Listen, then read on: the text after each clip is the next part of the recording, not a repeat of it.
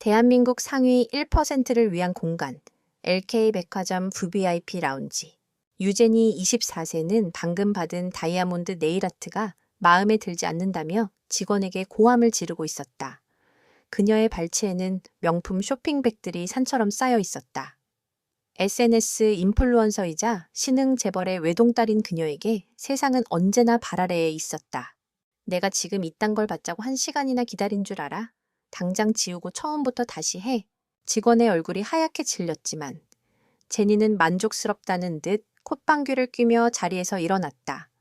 라운지를 나온 그녀는 최신상 구두가 진열된 매장을 향해 걸었다. 한 손에는 스마트폰을 들고 라이브 방송을 켠 채였다. 여러분, 제니 오늘 LK 백화점 플렉스 중 이 구두 어때요? 예쁘죠? 한편 같은 시간 백화점 지하 1층 식품 코너. 박순자 78세 여사는 손주에게 줄 싱싱한 과일을 고르고 있었다. 그녀의 옷차림은 화려한 백화점과는 어울리지 않는 소박한 시장 옷이었다. 하지만 깨끗하게 다려입은 블라우스와 잘 빗어 넘긴 은발에서 정갈한 성품이 묻어났다. 할머니, 이 귤이 당도도 높고 아주 맛있어요. 한번 맛보세요. 상인의 친절에 순자 여사는 환하게 웃으며 고개를 끄덕였다. 그녀는 손주 이준이 아무리 좋은 것을 사다 줘도 이렇게 직접 시장을 보고 소박한 음식을 해 먹이는 것을 좋아했다.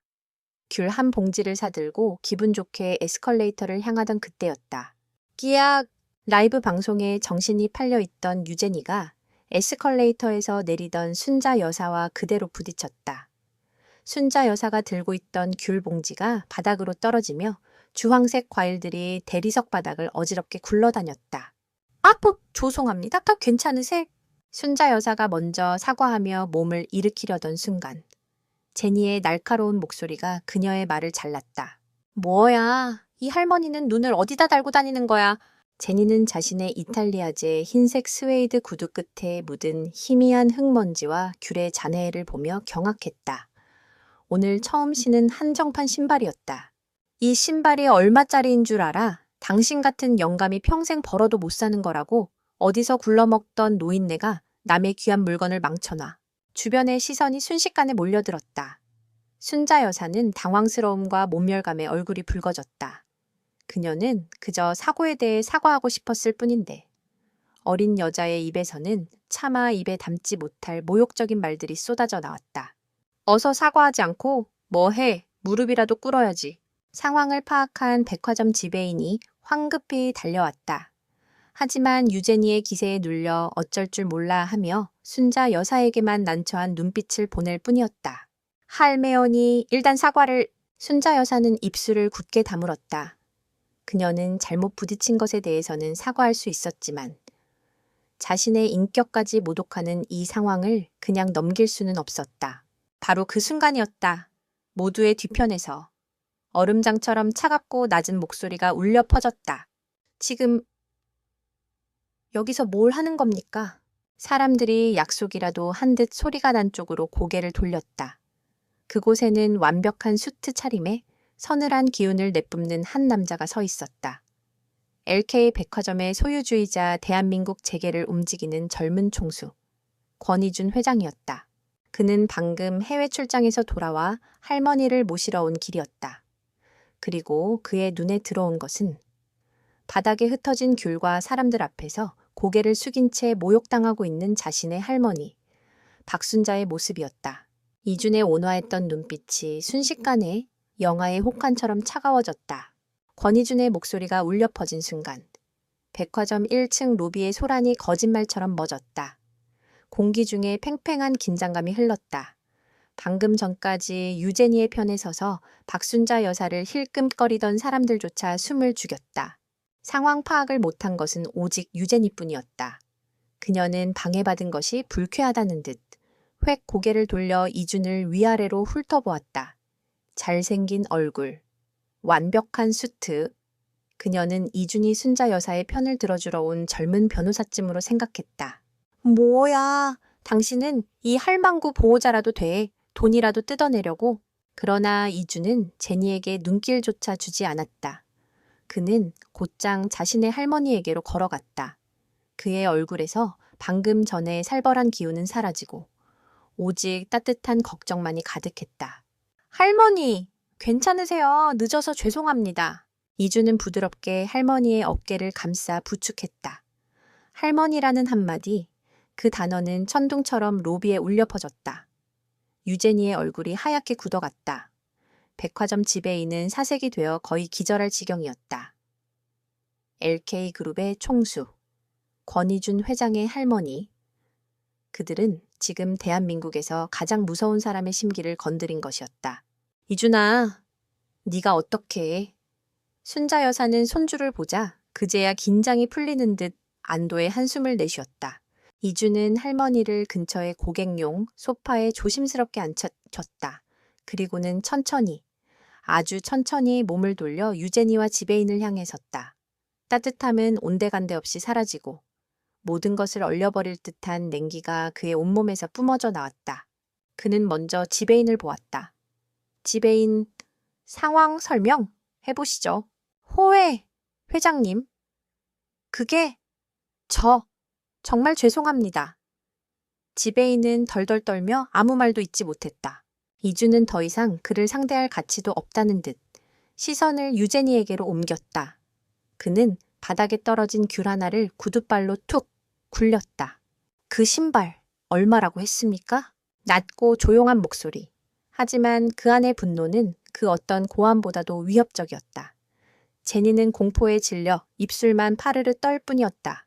이준이 차갑게 비웃었다. 우리 할머니가 들고 있던 이 귤 하나의 값이 당신 인생 전부보다 비쌀 수도 있다는 생각은 못 해봤나. 그는 주머니에서 휴대폰을 꺼내 비서에게 전화를 걸었다. 그의 목소리는 감정 없이 싸늘했다. 김 비서, 유성그룹의 유제니, 저 여자가 입고 걸친 모든 브랜드. 오늘부로 우리 백화점에서 전부 퇴출시켜. 유성그룹과의 모든 프로젝트도 원점에서 재검토하고. 참, 저 여자와 그 가족. 평생 LK백화점 및 계열사 전체 출입 금지 조치하도록. 지배인을 향해서는 한마디를 툭 던졌다. 당신은 오늘부로 해고야. 위약금은 법무팀 통해서 청구하지. 호해? 회장님 잘못했습니다. 제발 한 번만. 유제니는 그제야 사태의 심각성을 깨닫고 바닥에 주저앉아 빌기 시작했다. 그녀의 아버지가 평생을 바쳐 이룬 회사가 그녀의 경솔한 행동 하나로 무너질 위기에 처한 것이다. 하지만 이주는 더 이상 그녀를 쳐다보지도 않았다. 그는 언제 그랬냐는 듯 다시 부드러운 미소를 지으며 할머니에게 다가갔다. 할머니, 이제 가시죠. 제가 아주 맛있는 저녁 사 드릴게요. 이런 험한 꼴 보여드려 죄송합니다. 권희주는 할머니를 부축해 유유히 백화점을 떠났다. 그의 뒤에는 모든 것을 잃고 망연자실하게 주저앉은 유제니와 파멸의 공포에 질린 지배인, 그리고 절대 권력자의 분노를 목격한 사람들의 침묵만이 남아 있었다. 권희준의 검은색 세단은 소음으로 가득했던 백화점을 뒤로하고 서울의 야경 속으로 부드럽게 미끄러져 들어갔다. 차 안은 바깥 세상과 단절된 듯 고요했다. 운전대를 잡은 이준의 표정은 언제 분노했냐는 듯 평온했고 박순자 여사는 말없이 창밖을 바라보고 있었다. 침묵을 먼저 깬 것은 순자 여사였다. 이준아. 네, 할머니. 너무 심하게 한 건 아니냐. 아직 어린아이인데. 크게 혼을 내는 선에서 그쳤어도 손주가 휘두르는 힘의 크기를 누구보다 잘 알기에 순자 여사의 목소리에는 걱정이 묻어났다. 그녀는 자신을 모욕한 어린 여자가 괘씸하기보다는 안쓰러웠다. 이주는 잠시 대답이 없었다. 그는 차분한 목소리로 입을 열었다. 할머니, 세상에는 말로 해서 알아듣는 사람과 자신이 가진 모든 것을 잃어봐야만 알아듣는 사람이 있습니다. 오늘 그 아이는 후자였습니다. 그의 목소리는 단호했다. 그리고 세상 그 무엇과도 바꿀 수 없는 제 보물을 건드리는 자에게 자비를 베풀 생각은 추호도 없습니다. 그에게 보물은 오직 하나, 바로 옆자리에 앉은 할머니였다. 순자 여사는 더 이상 아무 말도 하지 않고 손주의 단단한 옆모습을 바라볼 뿐이었다. 차는 북악산 중턱에 자리한 최고급 한정식 레스토랑 가온의 문 앞에 멈춰 섰다. 오직 하루 한 팀의 손님만 받는 곳으로. 이준이 할머니를 위해 통째로 비워둔 곳이었다. 두 사람은 정갈하게 차려진 저녁상을 마주하고 앉았다. 소란스러웠던 낮의 일은 마치 꿈인 것처럼. 평화로운 시간만이 흘렀다. 이주는 직접 할머니의 그릇에 따뜻한 숭늉을 따라주고 부드러운 갈비찜을 올려드렸다. JQ그룹의 냉철한 회장이 아닌 오직 할머니를 위하는 살가운 손주의 모습이었다. 이준아, 일은 힘들지 않고. 괜찮습니다. 할머니가 해주신 밥만 먹으면 힘이 나는걸요. 맨날 바쁘다고 밥도 거르지 말고. 그리고 저렇게 무서운 얼굴 좀 그만하고. 나는 네가 화내는 모습보다 웃는 모습을 더 보고 싶다. 순자 여사는 손주의 손을 따뜻하게 잡아주었다. 부모님을 일찍 여의고 어린 나이에 거대한 그룹을 짊어져야 했던 손주. 세상의 풍파 속에서 스스로를 지키기 위해 얼마나 많은 감정을 숨기고 얼음 가면을 쓰고 살아야 했을지 그녀는 전부 헤아릴 수 있었다. 옆에 좋은 사람이라도 있으면 덜 외로울 텐데. 이주는 그저 희미하게 웃을 뿐이었다. 그의 세계에서 좋은 사람을 찾는 것은 사막에서 바늘을 찾는 것보다 어려웠다. 모두가 권이준이라는 이름과 그가 가진 권력과 돈을 보고 다가왔기 때문이다. 식사를 마치고 돌아오는 차 안, 순자 여사는 손주의 어깨에 기댄 차에 잠이 들어 있었다. 이주는 차의 속도를 최대한 줄이고 소음 방지 시스템을 최대로 올렸다. 그는 잠든 할머니의 얼굴에 새겨진 세월의 흔적을 가만히 바라보았다. 저 평온한 얼굴을 지키기 위해서라면 그는 세상 그 누구와도 싸울 수 있었고 악마가 되는 것조차 두렵지 않았다. 집 앞에 도착해 할머니를 조심스럽게 방에 모신 후 그는 다시 혼자가 되었다. 거대한 저택에 홀로 남은 그는 서재로 들어가 낮에 백화점 CCTV 영상을 켰다. 영상 속에서 그의 할머니는 사람들 앞에서 고개를 숙이고 있었다. 이준의 눈빛이 다시 차갑게 가라앉았다. 그는 비서에게 짧은 메시지를 보냈다. 유성그룹, 계획대로 진행해. 자비는 없었다. 자신의 보물을 건드린 대가는 반드시 치르게 해야 했다. 다음 날 아침, 대한민국 경제계는 거대한 폭풍의 전야에 휩싸였다. 유성그룹 유 회장은 출근과 동시에 비서실로부터 청천벽력 같은 보고를 받았다. 회장님, 주거래 은행인 한미은행에서 갑자기 대출 연장을 거부하고 기존 대출금의 조기 상환을 요구해왔습니다. 뭐 그게 무슨 소리야? 어제까지도 문제없다고 하던 사람들이. 유 회장이 책상을 내리치기도 전에 또 다른 보고가 이어졌다. JQ그룹에서 어제 최종 계약서에 서명하기로 했던 신도시 개발 컨소시엄에서 우리 유성그룹을 제외하겠다고 통보해 왔습니다. JQ 홈쇼핑과 LK 백화점에서도 우리 그룹 제품을 전부 철수시키겠다고 합니다. 악재는 꼬리를 물고 이어졌다. 협력업체들은 귀신같이 알고 계약 파기를 통보해왔고 주식시장이 열리자마자 유성그룹의 주가는 폭락하기 시작했다. 하룻밤 사이에 30년간 피땀 흘려 일군 그의 왕국이 사상 누각처럼 무너져 내리고 있었다. 유 회장은 도무지 이유를 알 수 없었다. 이것은 정상적인 기업 활동이 아니었다. 보이지 않는 거대한 손이 유성그룹의 숨통을 조여오고 있었다. 같은 시각, 유제니는 자신의 방에서 악몽 같은 아침을 맞이하고 있었다. 어젯밤의 일은 그저 술김에 꾼 나쁜 꿈이라 생각하고 싶었다. 하지만 현실은 더욱 끔찍했다. 수백만 팔로워를 자랑하던 그녀의 SNS 계정은 흔적도 없이 사라져 있었다. VVIP로 대접받던 모든 명품 매장에서 멤버십이 강제 탈퇴되었다는 통보 문자가 쇄도했다. 한도 따위는 없었던 블랙카드는 정지된 카드라라는 안내만 반복했다. 그녀를 떠받들던 지인들은 전화를 받지 않았다. 유제니는 하루아침에 자신의 세계에서 완벽하게 지워지고 있었다. 대체 왜 나한테 이러는 건데. 그녀가 울부짖으며 방 안에 물건을 집어 던지고 있을 때 아침에 지옥을 겪은 유 회장이 굳은 얼굴로 방문을 열고 들어왔다. 네오? 어제 LK 백화점에서 대체 무슨 짓을 하고 다닌 거냐? 유 회장의 핏발선 눈을 마주한 제니는 겁에 질려 어깨를 움츠렸다. 아, 아빠. 그게 그냥 어떤 할머니랑 부딪혀서 조금 연변 유 회장은 책상 위 신문을 제니의 얼굴 앞에 집어 던졌다. 한 면에는 권희준 회장, 3년 만에 비공식 외부 일정. 노모와 백화점 방문이라는 작은 가십성 기사가 실려 있었다. 기사 속 사진에는 권희준 회장이 한 노부인을 부축하는 모습이 흐릿하게 찍혀 있었다. 바로 어제 제니가 모욕했던 그 초라한 행사에게 할머니였다.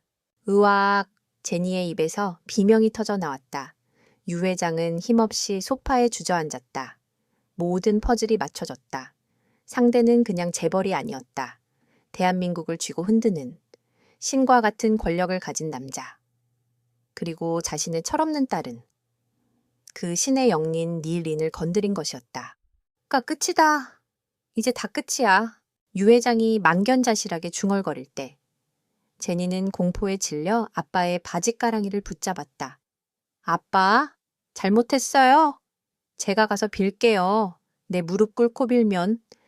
유 회장은 딸의 얼굴을 멍하니 바라보았다. 지푸라기라도 잡고 싶은 심정. 그래, 이대로 무너질 수는 없었다. 그는 자리에서 벌떡 일어났다. 옷 갈아입어. 네, 내가 가진 옷 중에 가장 단정하고 가장 초라한 옷으로 갈아입어. 그리고 당장 나랑 JQ그룹 본사로 간다. 가서? 그분 앞에 무릎 꿇고 용서를 빌어야지. 그것만이 우리가 살 수 있는 유일한 길이다. 파멸의 서곡이 끝나고 이제 잔혹한 심판의 무대만이 그들을 기다리고 있었다. 다음 날 아침, JQ그룹 본사 로비. 서울의 스카이라인을 압도하는 거대한 유리 건물은 마치 범접할 수 없는 성체처럼 보였다. 어제까지 명품으로 휘감았던 유 회장과 유제니는 초라할 정도로 단정한 옷차림으로 그 앞에 섰다. 유 회장의 얼굴은 하룻밤 사이에 10년은 늙어 보였고 제니의 눈은 퉁퉁 부어 있었다. 유성그룹 유 회장입니다. 권희준 회장님을 뵙고 싶습니다. 로비 직원은 기계적인 미소로 답했다. 죄송하지만 회장님께서는 사전 약속 없이는 외부인을 만나지 않은 듯입니다. 이미 예상했던 대답이었다. 하지만 직접 겪는 굴욕은 상상 이상이었다. 한때는 어깨를 나란히 했던 동료 재벌 총수에게 문전박대를 당한 것이다. 로비를 오가는 JQ그룹 직원들의 힐끔거리는 시선이 비수처럼 날아와 박혔다. 유 회장은 마지막 남은 자존심까지 버렸다. 그는 딸의 어깨를 잡아 끌어 로비 한복판에 무릎을 꿇렸다. 여기서 꿇어. 권 회장님께서 보실 때까지 일어나지 마. 유제니는 흐느끼며 차가운 대리석 바닥에 이마를 박았다. 대한민국에서 가장 화려한 건물 로비 한복판에서 한때 가장 빛났던 그녀는 가장 비참한 모습으로 추락했다. 소라는 금세 권희준 회장의 귀에 들어갔다. 잠시 후 김 비서가 내려와 감정 없는 목소리로 말했다. 회장님께서 뵙겠다고 하십니다. 올라오시죠. 희망이 아니었다. 그것은 마지막 심판을 위한 소환이었다. 꼭대기층 회장실, 서울 전체가 발 아래에 내려다 보이는 거대한 통유리창 앞에 권희준이 등을 보인 채 서 있었다. 그는 찾아온 두 사람을 돌아보지도 않았다. 유 회장은 제니를 이끌고 방 중앙에 다시 무릎을 꿇었다. 회장님, 제가 딸을 잘못 키웠습니다. 제 모든 것을 걸고 사죄드립니다. 부디 유성그룹만은 제니는 울음 섞인 목소리로 빌었다. 잘못했어요. 제가 정말 죽을 죄를 지었습니다. 할머님께 제가 직접 가서 뵙고 그때 이준이 천천히 몸을 돌렸다. 그의 얼굴에는 분노도 경멸도 없었다. 마치 길가의 돌멩이를 보는 듯한 완전한 무관심. 그것이 유 회장 부녀를 더욱 절망하게 만들었다. 이준은 조용한 목소리로 입을 열었다. 용서. 그는 마치 처음 듣는 단어인 양 되물었다.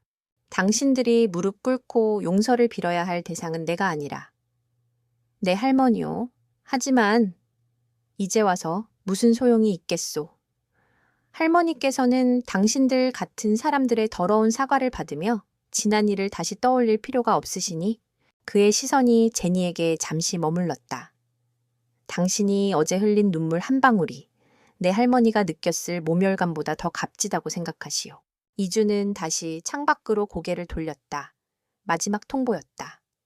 유성그룹은 예정대로 정리될 거요. 당신들이 평생을 바쳐 쌓아 올린 것이라도 내 할머니의 마음에 난 상처 하나보다 가치가 없으니. 그리고 당신 딸은 오늘 이후로 자신이 어떤 실수를 했든지 평생에 걸쳐 배우게 되겠지. 그는 손짓으로 문을 가리켰다. 나가보시오. 다시는 내 눈앞에 나타나지 마시오. 김비서가 다가와 넋이 나간 유 회장 부녀를 일으켜 세웠다.